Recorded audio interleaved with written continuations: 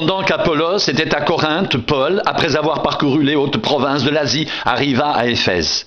Ayant rencontré quelques disciples, il leur dit: « Avez-vous reçu le Saint-Esprit quand vous avez cru ?» Ils lui répondirent: « Nous n'avons pas même entendu dire qu'il y ait un Saint-Esprit. » Il dit: « De quel baptême avez-vous donc été baptisés ?» Et ils répondirent: « Du baptême de Jean. » Alors Paul dit: « Jean a baptisé du baptême de repentance, disant au peuple de croire en celui qui venait après lui, c'est-à-dire en Jésus. » Sur ces paroles, ils furent baptisés au nom du Seigneur Jésus. Lorsque Paul leur eut imposé les mains, le Saint-Esprit vint sur eux et ils parlaient en langue et prophétisaient. Ils étaient en tout environ 12 hommes. Ensuite, Paul entra dans la synagogue où il parla librement. Pendant 3 mois, il discourut sur les choses qui concernent le royaume de Dieu, s'efforçant de persuader ceux qui l'écoutaient. Mais comme quelques-uns restaient endurcis et incrédules, décriant devant la multitude de la voix du Seigneur, il se retira d'eux, sépara les disciples et enseigna chaque jour dans l'école d'un nommé Tyrannus. Cela dura 2 ans, de sorte que tous ceux qui habitaient l'Asie, juifs et grecs, entendirent la parole du Seigneur, et Dieu faisait des miracles extraordinaires par les mains de Paul, au point qu'on appliquait sur les malades des linges ou des mouchoirs qui avaient touché son corps, et les maladies les quittaient et les esprits malins sortaient. Quelques exorcistes, juifs ambulants, essayèrent d'invoquer sur ceux qui avaient des esprits malins le nom du Seigneur Jésus en disant: « Je vous conjure par Jésus que Paul prêche. » Ceux qui faisaient cela étaient 7 fils de Séva, juifs, l'un des principaux sacrificateurs. L'esprit malin leur répondit: « Je connais Jésus et je sais qui est Paul, mais vous, qui êtes-vous » Et l'homme dans lequel était l'esprit malin s'élança sur eux, se rendit maître de 2 d'entre eux et les maltraita de telle sorte qu'ils s'enfuirent de cette maison nus et blessés. Cela fut connu de tous les Juifs et de tous les Grecs qui demeuraient à Éphèse, et la crainte s'empara de tous, et le nom du Seigneur Jésus était glorifié. Plusieurs de ceux qui avaient cru venaient confesser et déclarer ce qu'ils avaient fait. Et un certain nombre de ceux qui avaient exercé les arts magiques, ayant apporté leurs livres, les brûlèrent devant tout le monde. On en estima la valeur à 50 000 pièces d'argent. C'est ainsi que la parole du Seigneur croissait en puissance et en force.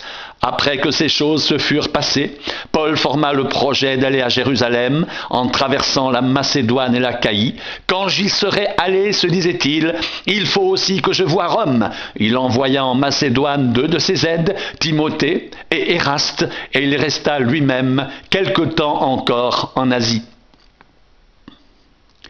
Il survint à cette époque un grand trouble au sujet de la voix du Seigneur. Un nommé Démétrius, orfèvre, fabriquait des temples de Diane en argent et procurait à ses ouvriers un gain considérable.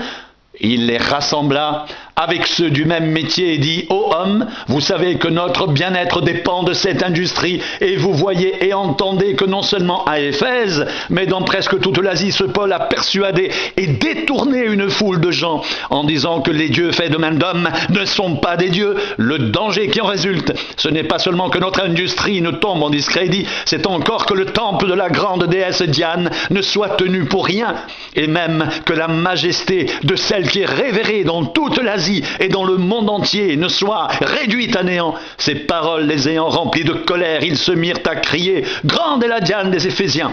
Toute la ville fut dans la confusion. Ils se précipitèrent tous ensemble au théâtre, entraînant avec eux Gaius et Aristarque, macédoniens, compagnons de voyage de Paul. Paul voulait se présenter devant le peuple, mais les disciples en empêchèrent. Quelques-uns même des Asiarques, qui étaient ses amis, envoyèrent quelqu'un vers lui pour l'engager à ne pas se rendre au théâtre. Les uns criaient d'une manière, les autres d'une autre, car le désordre régnait dans l'assemblée et la plupart ne savaient pas pourquoi ils s'étaient réunis. Alors on fit sortir de la foule Alexandre, que les Juifs poussaient en avant, et Alexandre, faisant signe de la main, voulait parler au peuple. Mais quand ils reconnurent qu'il était juif, tous d'une seule voix crièrent pendant près de 2 heures: « Grande est la Diane des Éphésiens !» Cependant le secrétaire, ayant apaisé la foule, dit: « Homme éphésien, quel est celui qui ignore que la ville d'Éphèse est la gardienne du temple de la grande Diane et de son simulacre tombé du ciel? Cela étant incontestable, vous devez vous calmer et ne rien faire avec précipitation, car vous avez amené ces hommes qui ne sont coupables ni de sacrilège ni de blasphème envers notre déesse. Si donc Démétrius et ses ouvriers ont à se plaindre de quelqu'un, il y a des jours d'audience et des proconsuls qu'ils s'appellent en justice les uns les autres. Et si vous avez en vue d'autres objets, ils se régleront dans une assemblée légale. Nous risquons en effet d'être accusés de sédition pour ce qui s'est passé aujourd'hui, puisqu'il n'existe aucun motif qui nous permette de justifier cet attroupement. Après ces paroles, il congédia l'assemblée. Lorsque le tumulte eut cessé, Paul réunit les disciples et après les avoir exhortés, prit congé d'eux et partit pour aller en Macédoine. Il parcourut cette contrée en adressant aux disciples de nombreuses exhortations, puis il se rendit en Grèce où il séjourna 3 mois. Il était sur le point de s'embarquer pour la Syrie quand les Juifs lui dressèrent des embûches. Alors il se décida à reprendre la route de la Macédoine. Il avait pour l'accompagner jusqu'en Asie Sopater de Bérée, fils de Pyrrhus, Aristarque et second de Thessalonique, Gaius de Derbe, Timothée, ainsi que Tychique et Trophime, originaires d'Asie. Ceux-ci prirent les devants et nous attendirent à Troas.